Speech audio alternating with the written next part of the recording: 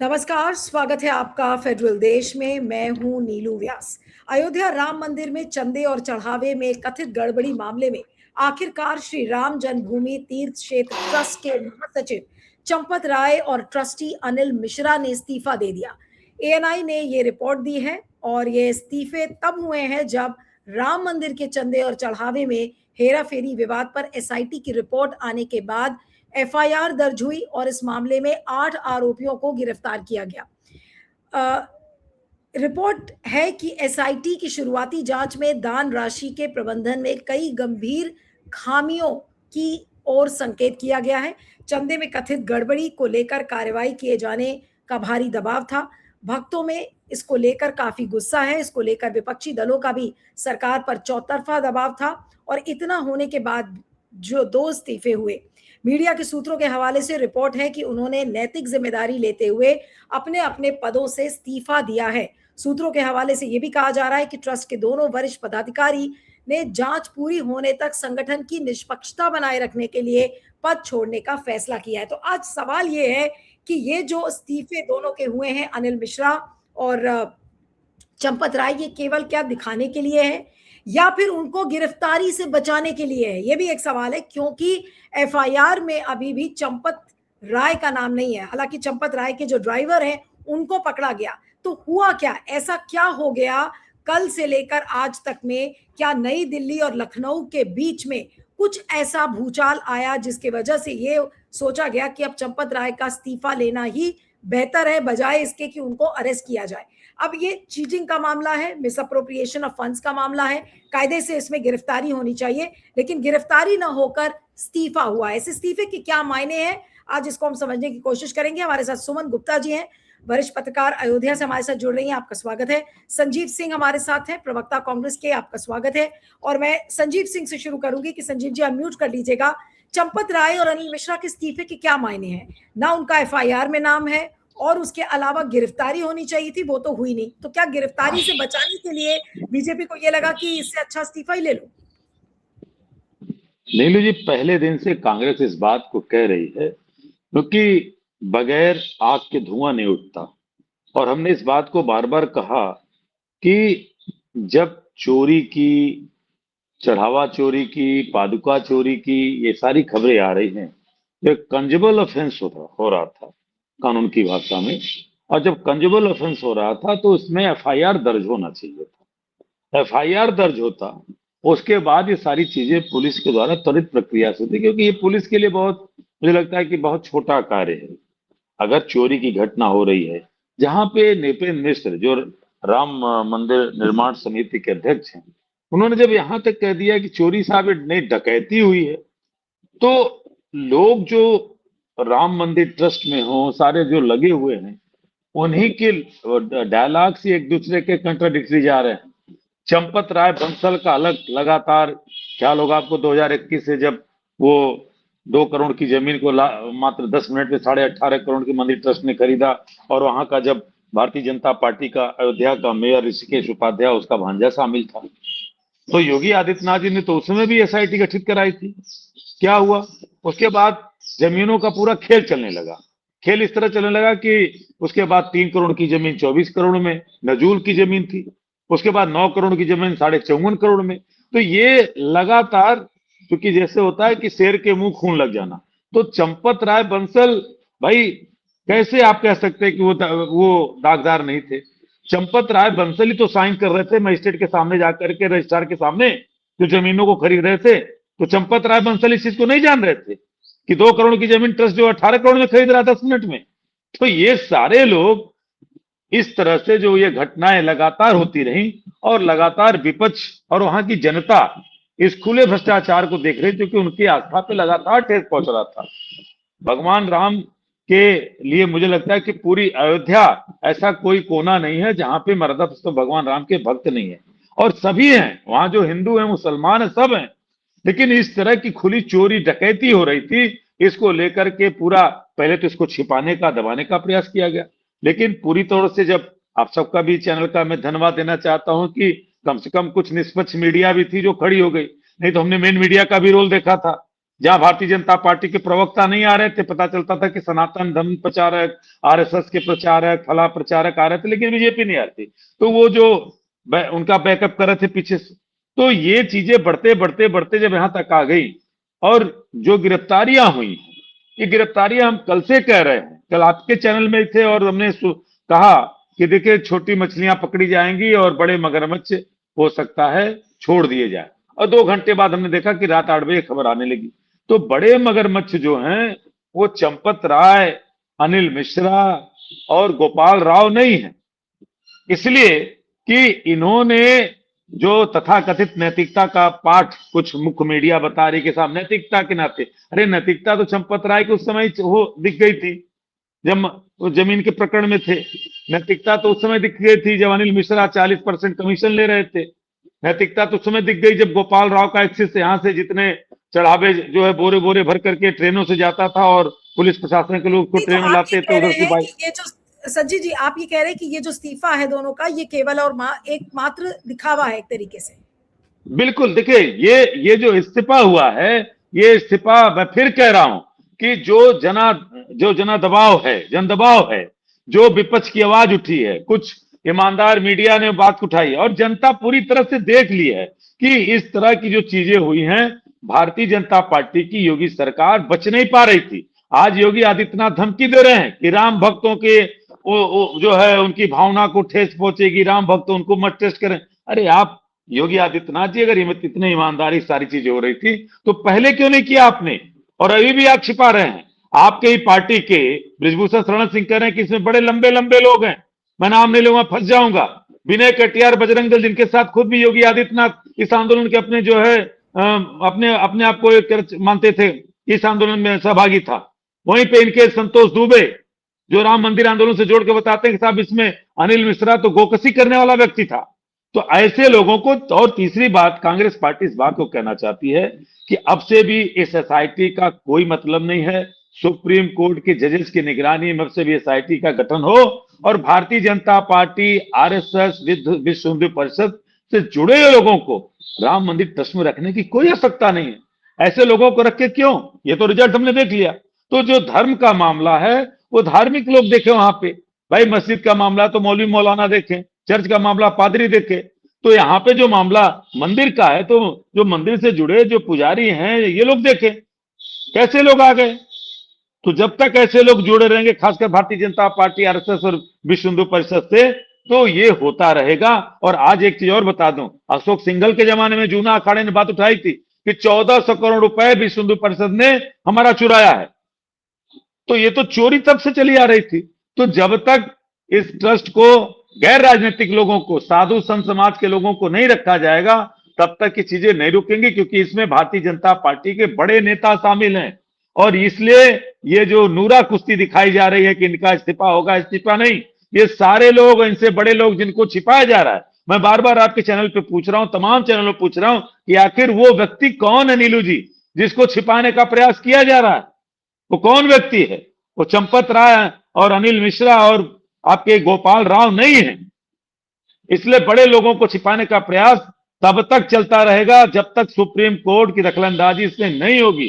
Supreme court के द्वारा, उनके जो वर्तमान जजेस के द्वारा गठित कमेटी नहीं आएगी, क्योंकि ये वही लोग हैं, चाहे विजय विश्वास पंत हो और चाहे जो इंटायर कमेटी है, सब उत्तर प्रदेश सरकार के कृपा पात्र कृपाणु हैं। ये इन कृपाणुओं से कोई भला नहीं होने वाला है। मैं सुमन जी के पास आती हूँ कि सुमन जी, क्या इस समय अयोध्या में क्या चल रहा है? चंपत राय के इस्तीफे के बाद किस तरीके की सुगबुगाहट वहां पर सुनाई पड़ रही है? क्या लोग संतुष्ट है इस्तीफे से, या फिर ये कह रहे हैं ये केवल दिखावा मात्र है, इसमें गिरफ्तारी होनी चाहिए थी? कोई बात भी कर रहा है कि चंपत राय और अनिल मिश्रा की गिरफ्तारी होनी चाहिए थी? नहीं, गिरफ्तारी का तो इस तरीके की बात नहीं हो रही है, लेकिन ये हो रहा है कि भाई जो अपराध हुआ है तो अपराध के लिए लोगों को दंडित किया जाना चाहिए। तो अपराध के लिए दंडित किया जाना चाहिए। और जो भी नाम आए हैं, तो नाम तो जिन लोगों के नाम आए हैं वो तो 8 नाम ऐसे हैं कि जो वहां के कर्मचारी और किसी न किसी रूप में काम कर रहे थे। लेकिन ओवरऑल जो लोग देख रहे थे उनका नाम तो, ये तो इस्तीफा दिया नहीं, मुझे लगता है ये इस्तीफा लिया गया है। और ये इस्तीफा इसलिए लिया गया है कि इस मामले को मतलब किसी तरीके से इसका पटाक्षेप किया जा सके, और ये जो 8-9 लोग का नाम आ रहा है, वो 8-9 लोग जो है उनको उसमें डाल करके, जेल में डाल करके, उनकी सुनवाई करके, और फिर जो है चीजें उसको उस तरीके से निस्तारित हो सके। तो ये स्थिति लग रही है। और चूंकि निश्चित रूप से जिस तरीके से ये मामला इतना आगे तूल पकड़ लिया, जैसे कहते हैं ना कि बात निकली है तो दूर तलक जाएगी, तो उसकी वजह से ये इस्तीफा जो है हुआ है। नहीं तो अगर वास्तव में ही नैतिकता के नाम पर इस्तीफा देना हुआ होता तो पहले ही दे दिया होता कि एसआईटी जांच कर रही है, तो मैं क्यों जो है, जब एक तरीके से आरोप आ ही गया है तो मैं इस्तीफा दे रहा हूँ, बाकी एसआईटी हमारी अनुपस्थिति में या हमारे उसमें जो है जांच करती रहे, उसको जो करना हो वो करे। तो जिस तरीके से मतलब पहले एफआईआर नहीं दर्ज हुई, उसके बाद एसआईटी बनी, एसआईटी के बाद जो है फिर 8 नाम आए, फिर तीसरे दिन उसका अब ये है कि कहा जा रहा है कि दूध का दूध पानी का पानी हो गया। तो अगर इस्तीफे से ही एक तो आपको एक दिल्ली में एक नोट कांड हुआ था जिसमें भी इस्तीफा हो गया था, तो अब इस्तीफा और अपराध दोनों अलग अलग चीजें हैं। तो इस्तीफे से बचाव हो सकता है, लेकिन मामले का पटाक्षेप हो सकता है, लेकिन वास्तविक जो आपराधिक कृत्य हुए हैं उस पे पर्दा नहीं डाला जा सकता है, क्योंकि अब ये सारी चीजें सबके सामने आ चुकी हैं। जी ठीक है। मैं शायरा जी के पास आती हूँ कि शायरा जी, चंपत राय और अनिल मिश्रा दोनों आरएसएस के लोग हैं, आरएसएस बैकग्राउंड है उनका, तो किस तरह से इसको देखा जाएगा? क्या बीजेपी वाकई में इनके खिलाफ कोई कड़ी कार्रवाई करेगी? अभी तो रेजिग्नेशन हुआ है, लेकिन अगर कोई कड़ी कार्रवाई की बात आती है तो क्या बीजेपी उस हद तक जाएगी? और अगर जाती है तो आरएसएस और बीजेपी के संबंधों का क्या होगा? अनम्यूट कर लीजिएगा शायरा जी, अनम्यूट कर लीजिए। हाँ हाँ, ये जो है ये बीजेपी मतलब ये तो इन लोगों के पूरे कांड जब से हुआ है ये बिल्कुल क्लियर होता जा रहा है कि इसमें आरएसएस पूरी तरह से मतलब पार्टी है और उसको वो कभी भी अपने को इससे अलग नहीं कर सकती है। तो एक तरह से ये बीजेपी और आरएसएस की भी नूराकशी इससे सामने आ रही है कि मतलब ये इनके पाले में डालेंगे, ये इनके पाले में डालेंगे। लेकिन ये अब हमें तो लगता है कि ये जो करप्शन का जो जिन है ना वो बोतल से बाहर आ गया है, और वो ये पूरा जो सैफरन ब्रिगेड जिसको कहते हैं, वो उसमें का कोई भी हिस्सा ऐसा नहीं है जो इससे मतलब हाथ धो करके निकल सकता है। वो उसमें जिन जिन ऑर्गेनाइजेशंस जो थी इन्वॉल्व थी मंदिर मूवमेंट में, और वो पूरे जिसने जिसने भी भूमिका प्ले की थी इस मूवमेंट में, जो एक पॉलिटिकल मूवमेंट बना और उसके बाद ये मंदिर आया और ये सारा हुआ, वो सब इन्वॉल्व हैं। वो ओमिशन या कमीशन दोनों तरह से कह सकते हैं। हो सकता है कि डायरेक्टली किसी को बेनिफिट ना मिला हो, लेकिन उनको सबको जानकारी तो थी कि इस तरह की चीजें हो रही हैं। मतलब ये खाली मंदिर के अंदर नहीं, पूरे अयोध्या में जिस तरह का लैंड स्कैम चला है और जो ये सारा कुछ हो रहा है, मतलब रातों रात जो है ये नहीं हुआ है, ये बहुत दिन से धीरे धीरे धीरे धीरे हो रहा है। और जैसे आपने पहले कहा कि अयोध्या की जो सीट भी गवाई है इन्होंने यही हरकतों से और इसी तरह से आस्था को लोगों की चोट पहुंचाना, और लोगों को, आम लोगों को जो है टेकन फॉर ग्रांटेड लेकर के जो इन्होंने काम किए हैं अयोध्या में, उसी का खामियाजा उनको भुगतना पड़ा है। और एक जो कांड है ये तो इसकी तो मतलब जो इसका जो फैलाव है, उसकी जो रैमिफिकेशंस है, इसकी तो कोई कल्पना भी नहीं कर सकता है, और अभी कहना बहुत मुश्किल है कि इसका परिणाम कहाँ तक होगा। ये एक जो हाउस ऑफ कार्ड्स है ये ऐसे कोलैप्स करने वाला है, या उसको कोई ताकत है जो उसको अभी भी होल्ड करके रख सकती है। और ये तो बिल्कुल साफ है कि ये दबने वाला मामला नहीं है, ये अभी तो शुरुआत हुई है, ये और इसका डैमेज जो है भुगतना पड़ेगा। जी संजीव जी के पास आती है। संजीव जी, अब इस्तीफे के बाद क्या चुनौतियां आप देख रहे हैं? क्या चुनौतियां आएंगी? और यूपी की पॉलिटिक्स में क्या ये वाकई में एक जिसको कहते हैं कि एक भूचाल सा आ गया है? अब इस चंपत राय के रेजिग्नेशन के बाद, या फिर आपको लग रहा है कि बीजेपी किसी न किसी तरीके से इन सारे चीजों को कवर अप कर लेगी? गोदी मीडिया तो उनके साथ ही है। देखिए, एक चीज तो नीलू जी तय होगी कि भारतीय जनता पार्टी जो ये मानने को तैयार नहीं थी कि कोई चोरी हुई है, कोई चढ़ावा चोरी हुई है, कोई जमीन की हेराफेरी हुई है, तो एक चीज तो उत्तर प्रदेश क्या पूरे देश में आस्था का विषय है। जो करोड़ों हिंदू हैं और देश क्या दुनिया में इस चीज को मान गए कि ये जो डबल इंजन की सरकार थी उत्तर प्रदेश में, और जो ये कहती थी कि हम राम को लाए हैं, तो राम को लूटा भी इन्होंने ही है। इससे इससे तो ये नहीं हट सकते। चुनाव के परिणाम कल क्या होंगे, मैं इस चीज को नहीं बात कर रहा हूं, लेकिन चुनाव जब भी होंगे और जब भी ये भगवान राम के नाम पे वोट मांगने जाएंगे, तो इस चीज को मान के चलिए कि जो भी सनातनी हिंदू है, जो भी हिंदू धर्म में विश्वास करता है, या जो इनको बहकावे में किसी तरह से इनको वोट किया भी था, अब तो कम से कम इनको अपने दरवाजे पे खड़ा होते देखेगा नहीं। क्योंकि हम लोग इस चीज को जानते हैं कि अगर आप बताइए ना कि अगर मंदिर के दान पात्र से कोई व्यक्ति पैसा नहीं, तो चुरा ले, आप ये कह रहे हैं संजीव जी, आप ये कह रहे हैं कि जो हिंदुओं का वोट बैंक है, जो कोर वोट बैंक है बीजेपी का, अब वो इस एपिसोड के बाद, ये जो राम मंदिर की चोरी हुई है उसके बाद, ये पूरा दरकता हुआ आपको नजर आ रहा है? बिल्कुल है, बिल्कुल, क्योंकि भारतीय जनता पार्टी अभी भी आदत के मुताबिक सुधर नहीं रही है। अभी भी वो केवल एक खाली इस्तीफे से दिखाना चाह रही कि साहब देखिए जिन पे आरोप लगा हमने इस्तीफा दिलवा दिया, 8 लोगों को पकड़वा दिया। अरे भाई, आप छोटी मछलियों का कत्ल कर रहे हो, लेकिन जो बड़े मगरमच्छ, जो घड़ियाल बैठे हुए हैं, जिन्होंने लगातार अयोध्या को खाने का काम किया, आपको ख्याल हो गया, तो सेना के नाम पे जमीन लिए थे, क्या हुआ? सेना के नाम पे जमीन लेकर के भी अयोध्या की जमीन पता चला अपने राष्ट्रीय सेठ अडानी को दे दिया गया, लाला रामदेव को दे दिया गया। तो ये तो पूरे अयोध्या गवाह है उसकी। और वहीं अयोध्या में जहां एक तरफ अमिताभ बच्चन को लाया जा रहा है कि जमीन खरीद के कारपोरेट हाउस के दिखा करके कि देश के लोग, दुनिया के लोग आकर अयोध्या में, तो ये सारी चीज की जो धर्म के आड़ में धंधा कर रही थी भारतीय जनता पार्टी, विश्व हिंदू परिषद, आरएसएस, उसके बारे में पूरी तौर से अयोध्या ने वो खुलासा कर रखा है। अरे भ्रष्टाचार हुए राम पथ पे, जो आप देखिए ना 100-100 मीटर के भीतर जो 100-100 गड्ढे बन गए, गवाह है वहां की जो है सड़कें गवाह है, वहां की बिजली व्यवस्था गवाह है। तो पूरी तौर पे जिन लोगों ने भगवान राम के नाम पे राजनीति की थी, भगवान राम के नाम पे सत्ता में आए थे, इसमें कहने में कहीं कोई गुरेज नहीं है कि अब वो लोग इनसे दूरी जरूर बनाएंगे, क्योंकि अब इनके पास कोई रास्ता नहीं रह गया। और आज अभी बता दूं, बहुत बड़ी चोरी भी छिपाई जा रही है, बहुत बड़ी डकैती छिपाई जा रही है। अरे भाई, आपने देखा सिंधी समाज के अंतर्राष्ट्रीय अध्यक्ष हैं डॉक्टर राजू मानवानी, क्या कहा कि 200 किलो चांदी हमने।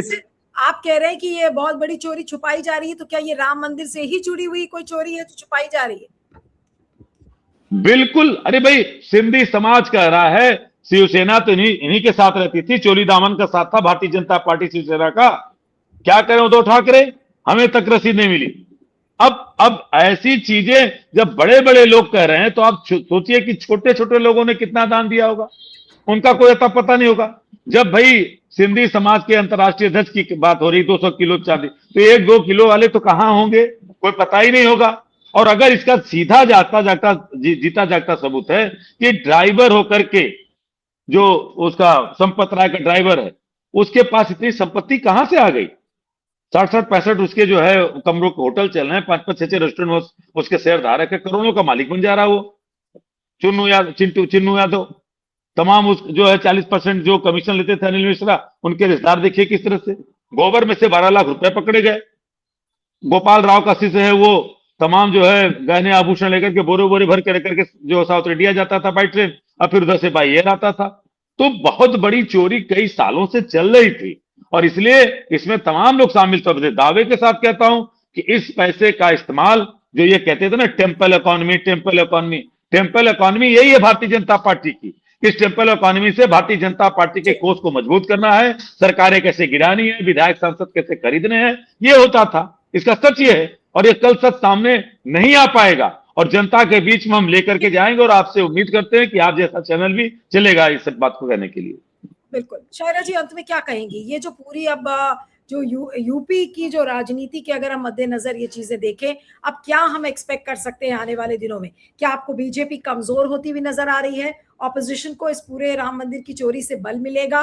क्या असेसमेंट है आपका?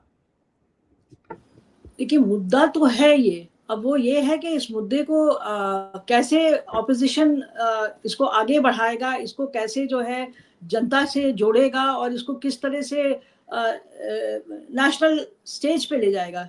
ये जो है ये काम जो है ये ऑपोजिशन का ही है, लेकिन हम ये भी देख रहे हैं कि ऑपोजिशन पूरे मुल्क में तो टुकड़े टुकड़े होकर के बिखरती चली जा रही है। वो अपने ही सर्वाइवल की लड़ाई में लगेगी कि वो राम मंदिर में लगेगी, ये देखने वाला मुद्दा है, क्योंकि दोनों चीज एक साथ ही हो रही है। वहाँ कितने राज्यों में हम देख रहे हैं कि ऑपोजिशन की सर्वाइवल की अपनी लड़ाई चल रही है, और दूसरी तरफ ये इतना बड़ा मुद्दा है जिसको कि अभी सारे ये अकेले ये यूपी की हम ये मेरा जो ये कहना है कि ये यूपी की कहानी नहीं है, क्योंकि ये मंदिर के मूवमेंट से वो सिर्फ यूपी में सत्ता नहीं हासिल की, उन्होंने पूरे देश में सत्ता हासिल की, और एक पूरा इंटरनेशनल एक नैरेटिव सेट हुआ है जिसमें के मतलब राम भक्तों ने और इनके पूरे जो इंटरनेशनल जो एक इनके जो भक्त हैं वो सब जो है वो जरूर आहत हुए होंगे कहीं से, क्योंकि सबने अपनी ऊर्जा लगाई थी इस मूवमेंट को बिल्ड करने में। तो अब जो है ये रोल जो है ये ऑपोजिशन को निभाना है कि कैसे इसको आगे लेके इसका मुद्दा बनाएं। बीजेपी तो जाहिर सी बात है कि अपना ट्रैक्स कवर करने की कोशिश करेगी, उसके लिए उनको कुछ भी करना पड़े वो करेंगे ही, वो एक्सपेक्टेड ही है कि वो करेंगे। लेकिन अगर इतनी ऐसी भी अपॉर्चुनिटी जो है अगर ऑपोजिशन गवा देती है तो फिर तो क्या कहा जाए, कुछ उस पर टिप्पणी करना बेकार है। जी बिल्कुल। चलिए अब देखेंगे कि ये पूरा मामला कैसे आगे बढ़ता है। आप दोनों का बहुत बहुत शुक्रिया, Sanjeev ji, Shaira ji, thank you so much for joining.